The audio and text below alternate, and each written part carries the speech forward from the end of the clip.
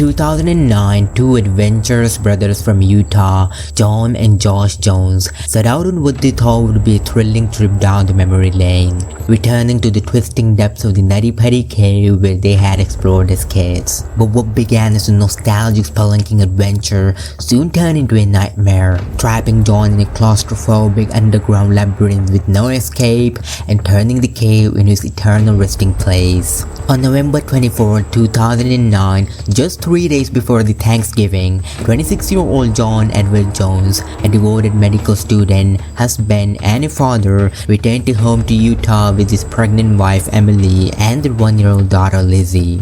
Eager to escape the demands of his studies, John looked forward to reconnecting with friends and family members during the holiday.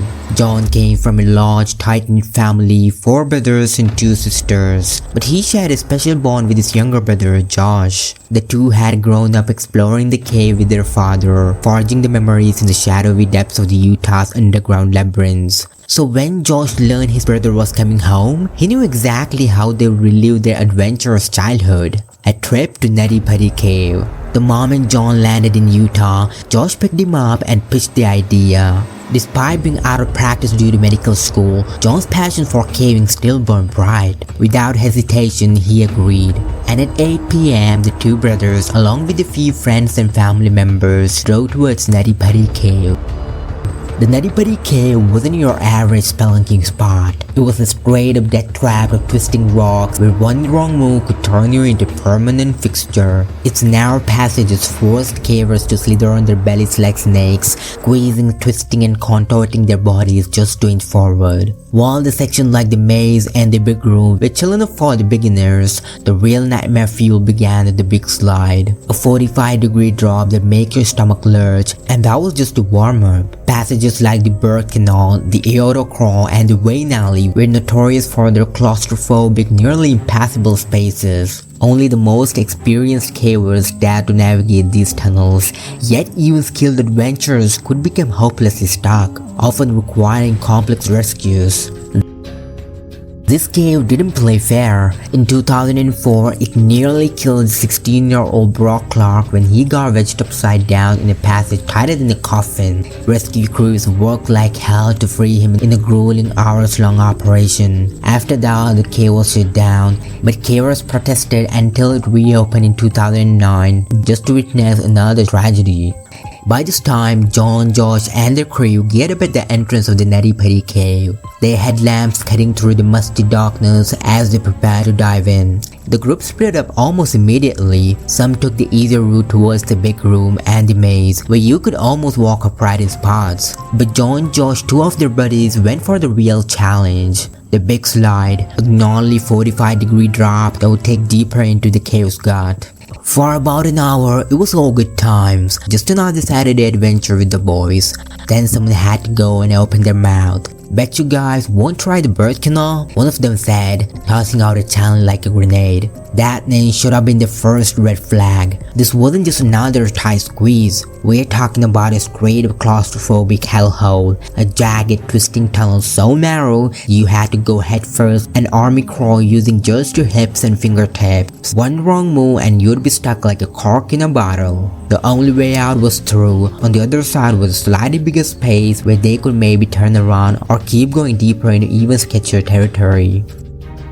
Excited about the challenge, John decided to go first. He entered headfirst, followed by Josh and the rest of the group. As he squeezed through the narrow fissure, he reached a section of the cave that branched into 2 paths. To the right was the Bob's Push, a well-mapped route leading to the birth canal. To the left was the Ed's Push, an extremely tight, narrow passageway that was reportedly unexplored and unmapped due to its impossible contortions. When John reached the fork, he completely mistook the Ed's Push for the Bob's Push and took the wrong turn to the left. Believing he was on the way to the birth canal, he slowly maneuvered through the Ed's Push, hoping to find an opening ahead. Unbeknownst to him, he had entered the completely uncharted area of the cave, where even experienced cavers would hesitate to go. He found himself in an incredibly tight space, too small for a human to navigate through.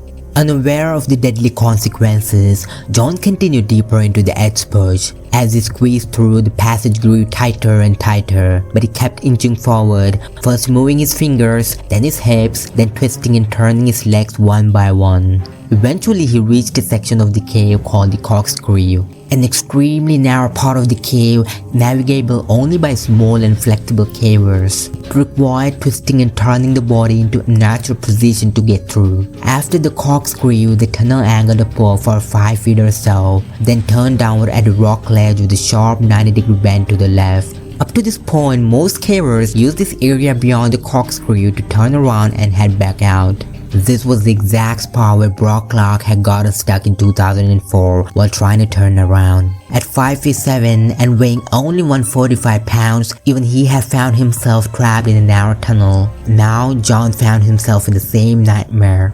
At 6'0" and 200 pounds, he knew turning around would be impossible for him, so he had no choice but to move forward in search of an opening.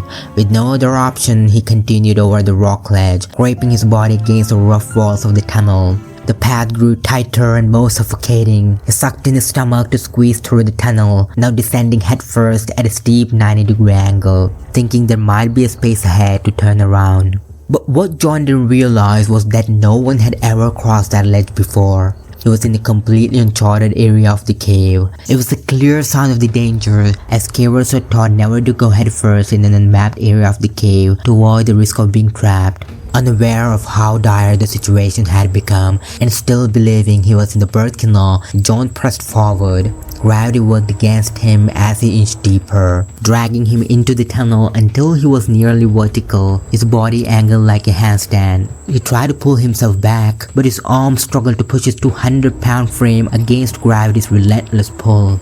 Realizing the danger, John yelled to his brother Josh not to follow and turn back out, knowing it would only make things worse. As they weighed their options, moving forward to find an opening where he could turn around seemed like the only choice. As he moved forward, he saw a figure that dropped nearly straight down in front of him, appearing to widen at the bottom. It gave him a flicker of hope. Maybe he could turn around there.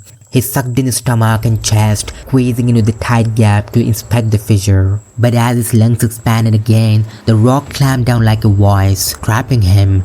Panic surged as he realized the truth. There was no way forward, only a dead end.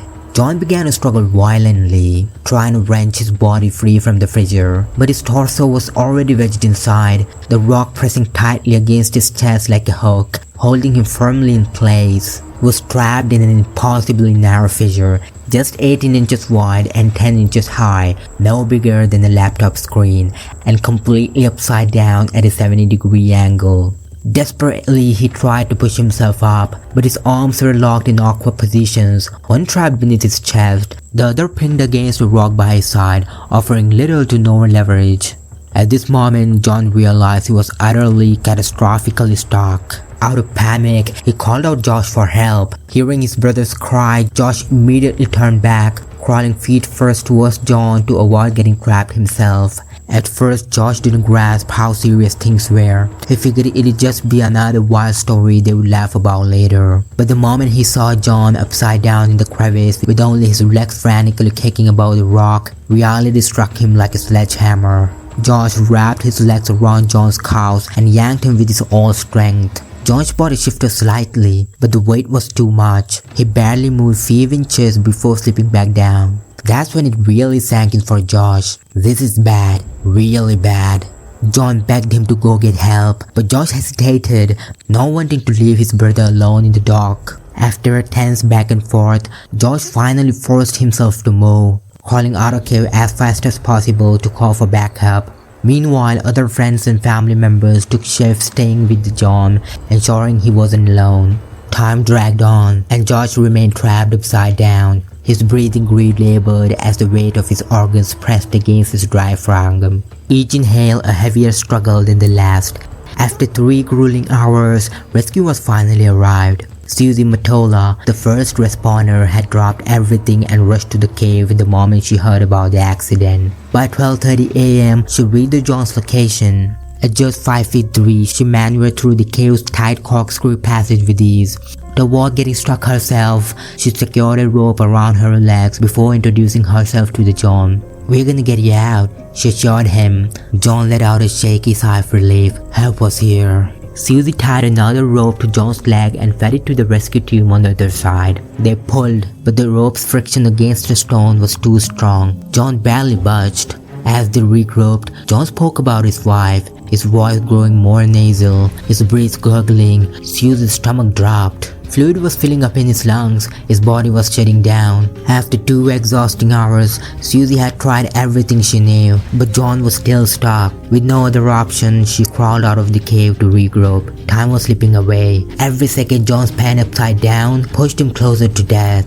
Normally, gravity helps the heart pump blood evenly throughout the body, but in John's position, blood and fluids were flooding in his brain, forcing his heart to fight an impossible battle, straining to push the circulation backward from his head to the rest of his body. Toxins built up in his bloodstream, edging him towards a cardiac arrest. They had to move fast. One wrong minute and it would be too late. The team brainstormed ideas to free John. Some suggested coating his body in peanut oil to help him slide out, while others even floated the idea of using explosives. But both the options were quickly dismissed as unworkable. Finally, they settled on a solution, the same pulley system that had saved Brock Log back in 2004. Throughout the night, the rescuers gathered the necessary equipment, but the progress was agonizingly slow. Each piece took nearly an hour to haul through the cave's tight passages. Large items were nearly impossible to maneuver, while smaller gears had to be inched forward along the jagged walls. Worst of all, the powdery limestone crumbled under their hands, making it nearly impossible to anchor the pulley securely. Meanwhile, John's condition deteriorated by the minute. His body waged a war against the gravity. Hallucinations set in, and his legs thrashed helplessly against the rock as he screamed in agony. For the rescuers, watching his suffering was almost unbearable. After 18 grueling hours, Ryan, another rescuer, took over for Susie, working tirelessly to free John. As the pulley system was assembled, the two men exchanged quiet words. John spoke with labored breath about his wife, Emily, his daughter Lizzie, and his excitement to meet their new baby. Above ground, Emily could no longer wait. She rushed to the cave's entrance with heavy hearts and tears in her eyes. A makeshift communication system was set up, allowing her voice to pierce through the chaos and reach John in the suffocating darkness below. Tears streamed down Ryan's face as Emily's desperate cries echoed through the tunnel. "I love you, just keep fighting," she shouted, her voice raw with emotion. John's reply was thick with tears, his voice breaking as he yelled back, "I love you too, tell Lizzie I love her, I'm coming home, I promise." For Ryan, standing helpless in that narrow passage, the moment was almost too much to bear. After 9 grueling hours, John was barely clinging to consciousness when the pulley system was finally ready. John secured a rope around John's feet and instructed him to push while the team pulled. Slowly, John began to rise, until an awful scream tore from his throat. His numb legs were smashing against the ceiling of the cave, sending waves of pain through his body. Ryan immediately called for a halt, lowering John back to give him a moment of rest. They took a breather and tried again. John's leg wouldn't bend enough to clear the ceiling. That's when it hit them. The only way he would come out was if only his legs broke. Ryan fed him an energy drink through a tube and, with a heavy voice, explained what had to happen next. The team pulled hard and Josh rose inch by inch, screaming in agony the entire way, and John was almost out. When Ryan finally saw John's face, eyes bloodshot and swollen, cheeks streaked with tears, he still managed to wake a smile. They were almost there and John was almost free.